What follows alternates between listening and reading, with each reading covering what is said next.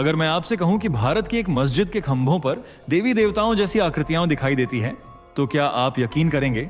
और अगर यह सच हुआ तो इसका मतलब सिर्फ एक इमारत का रहस्य नहीं, बल्कि इतिहास की पूरी किताब उलट सकती है। सोचिए, आप एक मस्जिद में खड़े हैं, सामने नमाज चल रही है और अचानक आपकी नजर खंभों पर जाती है जहां पत्थरों में उकेरी गई आकृतियां किसी मंदिर की याद दिलाने लगती हैं। यही वो पल है जहां सवाल पैदा होता है, क्या हम इतिहास को सही समझ पाए हैं या हमें हमेशा अधूरी कहानी सुनाई गई?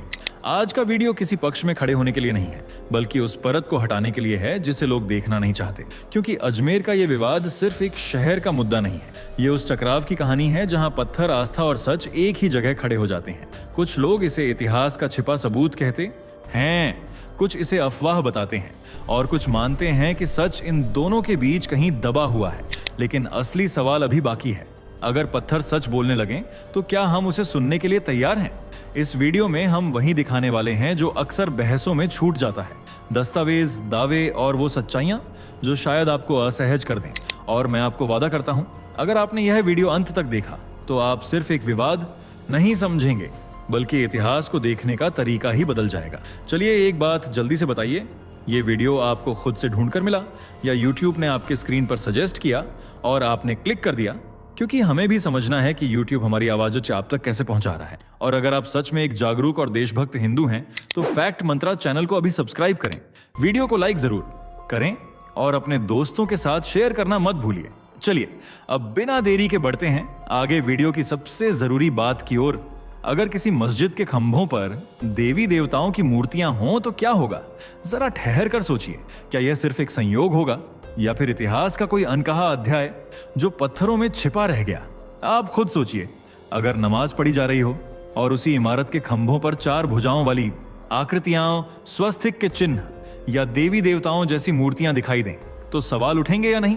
ये सवाल आज अजमेर से उठ रहा है, वही अजमेर जो सूफी परंपरा, दरगाह और सदियों की सांस्कृतिक विरासत के लिए जाना जाता है। वही अजमेर जिसकी मिट्टी में इतिहास की कई परतें दबी हुई हैं।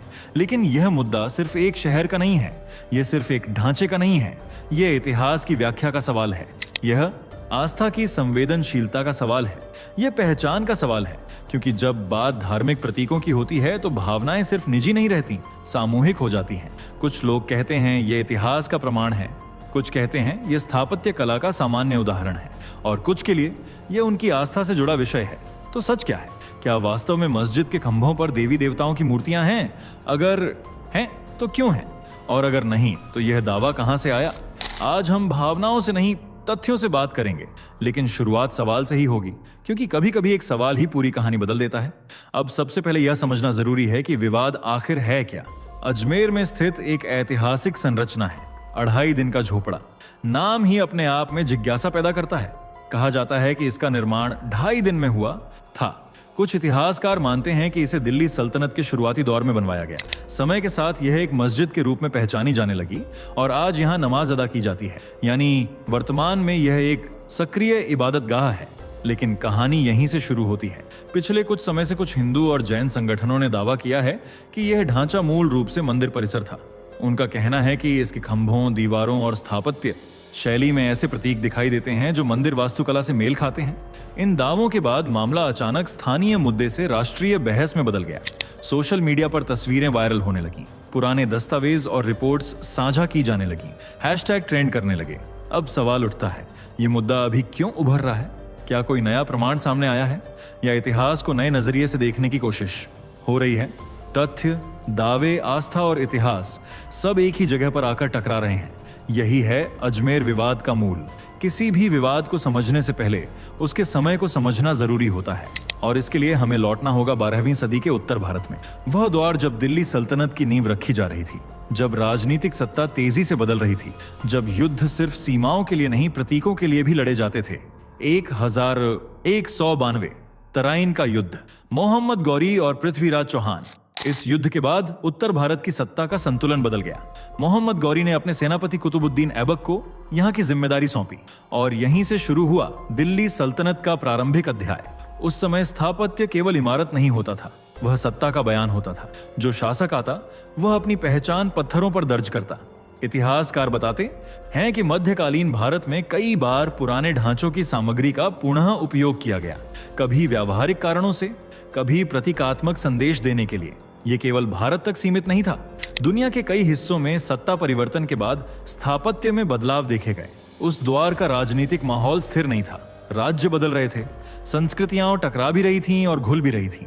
ऐसे समय में बनी किसी भी संरचना को समझना आसान नहीं होता, क्योंकि वह सिर्फ पत्थरों से नहीं बनी होती, वह बनी होती है सत्ता, विश्वास और समय की परतों से।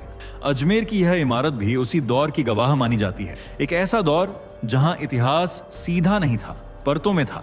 अब आते हैं उन दावों पर जिनसे यह विवाद खड़ा हुआ। सबसे ज्यादा चर्चा किन चीजों की है? खंभों की। पहला दावा, कहा जाता है कि इस संरचना के कई खंभों पर जटिल नक्काशी दिखाई देती है। अगर आप ध्यान से देखें तो आपको फूल पत्तियों के साथ साथ ऐसी आकृतियां दिखेंगी जो पारंपरिक भारतीय मंदिर वास्तुकला से मिलती जुलती लगती हैं। पत्थर पर उकेरी गई बारीक रेखाएं, सममित पैटर्न और स्तंभों की शैली, ये सब कुछ लोगों के अनुसार मंदिर शैली की ओर संकेत करते हैं।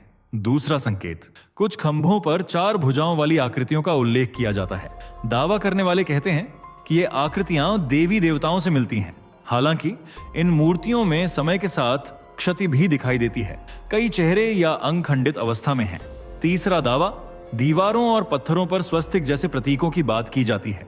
ये चिन्ह भारतीय उपमहाद्वीप में प्राचीन काल से शुभ प्रतीक माना जाता रहा है। चौथा संकेत, कुछ जगहों पर पशु आकृतियां जैसे हाथी, मछली, बेल बूटे को दिखाई देने की बात कही जाती है। यह भी कहा जाता है कि ऐसी सजावट अक्सर मंदिर स्थापत्य में मिलती है। लेकिन सवाल यहीं से शुरू होता है, क्या ये प्रतीक इस बात का अंतिम प्रमाण है या फिर यह उस दौर की साझा कला शैली का हिस्सा हो सकते हैं? अगर आप ध्यान से देखें तो पत्थर बोलते हैं, लेकिन वे हमेशा साफ साफ जवाब नहीं देते। यही वजह है कि इन खंभों की व्याख्या आज बहस का केंद्र बन चुकी है। अब सवाल यह है कि इन दावों के समर्थन में दस्तावेजी आधार क्या कहते हैं। यहीं पर चर्चा आती है 19वीं सदी की पुरातात्विक रिपोर्ट्स की। ब्रिटिश काल में जब भारतीय पुरातत्व का व्यवस्थित सर्वे शुरू हुआ, तब इस संरचना का भी अध्ययन किया गया। उस समय के प्रमुख पुरातत्वविदों में से एक थे अलेक्जेंडर कनिंघम, जिन्हें भारतीय पुरातत्व सर्वेक्षण की शुरुआती नींव रखने वालों में गिना जाता है।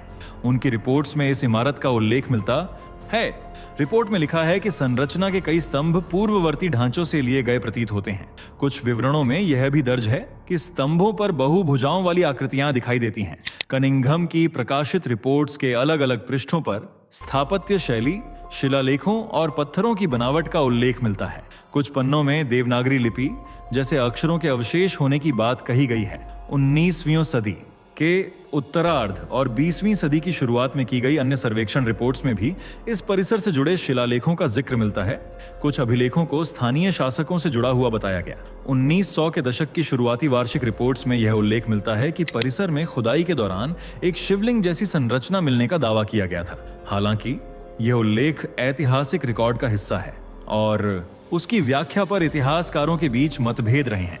यानी दस्तावेज मौजूद हैं, रिपोर्ट्स मौजूद हैं, लेकिन उनकी व्याख्या एक समान नहीं है। इतिहास में अक्सर ऐसा होता है, एक ही दस्तावेज अलग अलग दृष्टिकोण से अलग कहानी कह सकता है।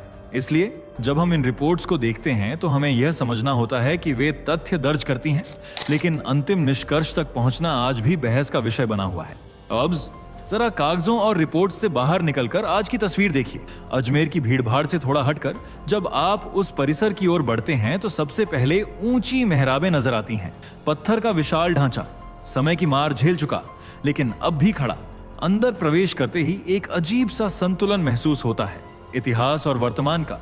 एक तरफ नमाज अदा करते लोग सफ में खड़े हुए, धीमी आवाज में दुआएं, और उसी बीच नजर उठाइए तो खंभों पर उकेरी गई बारीक नक्काशी दिखाई देती है। कुछ जगहों पर फूलों की आकृतियां, कहीं पशु जैसे आकार, कुछ स्तंभों पर क्षतिग्रस्त आकृतियां जिनके बारे में अलग अलग दावे किए जाते हैं। पत्थर ठंडे हैं लेकिन माहौल गर्म बहसों से भरा हुआ है। दिन की रोशनी जब मेहराबों से छनकर अंदर आती है तो उन नक्काशियों की परछाइयां जमीन पर बनती हैं, मानो अतीत की कोई झलक अभी भी मौजूद हो। यहीं पर आज इबादत भी होती है और यहीं पर इतिहास को लेकर सवाल भी खड़े होते हैं। वर्तमान अपनी जगह पर है, अतीत अपनी जगह पर। लेकिन जब दोनों एक ही ढांचे में दिखाई दें तो बहस स्वाभाविक हो जाती है। लेकिन कहानी का एक दूसरा पक्ष भी है और उसे समझना उतना ही जरूरी है। कुछ इतिहासकार मानते हैं कि मध्यकालीन भारत में इमारतों के निर्माण के दौरान पहले से मौजूद ढांचों की सामग्री का पुनः उपयोग एक सामान्य प्रथा थी। इसे केवल धार्मिक दृष्टि से नहीं बल्कि व्यावहारिक दृष्टि से भी देखा जाता है।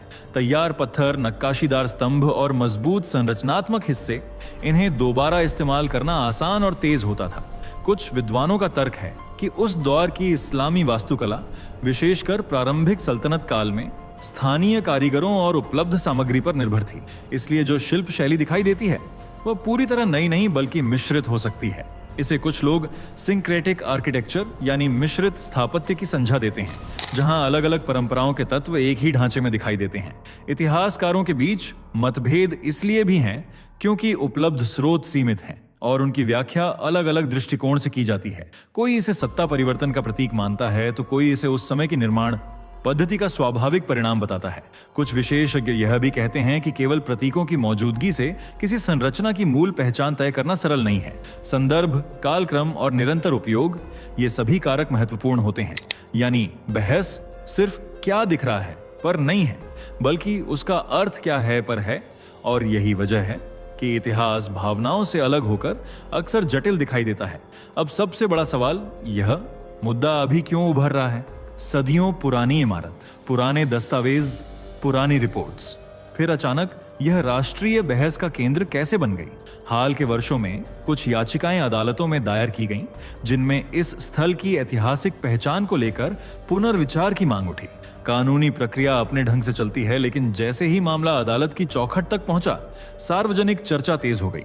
फिर आया सोशल मीडिया, पुरानी तस्वीरें नए कैप्शन के साथ साझा होने लगी, रिपोर्ट्स के अंश वायरल होने लगे, वीडियो क्लिप्स, ग्राउंड विजिट, बहसें, सब कुछ एक साथ। एक और पहलू भी है, सांस्कृतिक पुनरुत्थान की चर्चा। पिछले कुछ वर्षों में ऐतिहासिक स्थलों की पहचान और विरासत को लेकर देश भर में नई दिलचस्पी देखी गई है। लोग अपने अतीत को नए नजरिए से देखना चाहते हैं। कुछ विश्लेषक इसे पहचान की राजनीति से भी जोड़कर देखते हैं। उनका मानना है कि इतिहास आज केवल किताबों में सीमित नहीं है, वह समकालीन विमर्श का हिस्सा बन चुका है। यानी यह सिर्फ अतीत का सवाल नहीं रहा, यह वर्तमान का मुद्दा बन चुका है। और जब इतिहास, अदालत और सोशल मीडिया एक ही रेखा पर आ खड़े हों तो बहस का तेज होना लगभग तय है। लेकिन इस पूरे विवाद के बीच एक बड़ा सवाल खड़ा होता है, किसी जगह की पहचान क्या तय करती है? उसकी दीवारें, उसका इतिहास, या वहां आज होने वाली प्रार्थना? अगर किसी संरचना का अतीत एक कहानी कहता हो और उसका वर्तमान दूसरी, तो हम किसे चुनें? क्या विरासत केवल पत्थरों में दर्ज होती है या वह उन लोगों की आस्था में बसती है जो रोज वहां सिर झुकाते हैं? यह बहस सिर्फ अजमेर की नहीं है, यह उस सोच की है जिसमें इतिहास और वर्तमान आमने सामने खड़े हो जाते हैं। कुछ लोग कहते हैं सत्य को सामने आना चाहिए, चाहे वह कितना भी पुराना क्यों ना हो।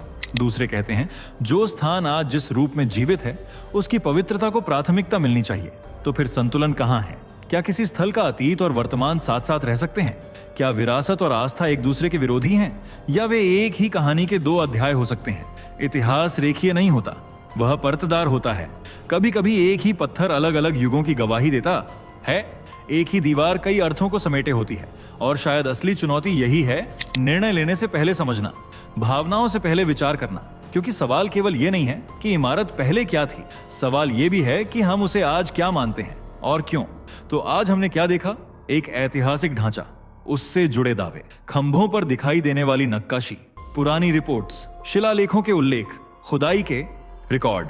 फिर दूसरी तरफ इतिहासकारों की अलग राय, मिश्रित स्थापत्य की अवधारणा, वर्तमान में चल रही इबादत, तथ्य हैं, व्याख्याएं हैं, भावनाएं भी हैं। अजमेर की यह इमारत सिर्फ पत्थरों का ढांचा नहीं रह गई, यह एक बहस का केंद्र बन चुकी है, जहां अतीत और वर्तमान आमने सामने खड़े हैं। कुछ लोग इसे इतिहास का अधूरा अध्याय मानते हैं, कुछ इसे जीवित आस्था का प्रतीक। लेकिन शायद सबसे महत्वपूर्ण बात यह है, क्या हम इस विषय को समझने की कोशिश कर रहे हैं या सिर्फ अपनी अपनी धारणाओं को मजबूत कर रहे हैं? सवाल उठाना आसान है, निष्कर्ष निकालना उससे भी आसान, लेकिन संतुलन बनाना कठिन। तो अब गेंद आपके पाले में है। क्या मस्जिद के खंभों पर देवी देवताओं की मूर्तियां होने का दावा इतिहास की सच्चाई है या वह व्याख्या का एक पक्ष मात्र है? सच्चाई क्या है? निर्णय आपका है। दोस्तों, आपके स्क्रीन पर 2 और वीडियो दिख रही हैं, जिसे देखने के लिए आप स्क्रीन पर क्लिक करें। दोनों देखिएगा, बहुत अच्छी वीडियो बनी है।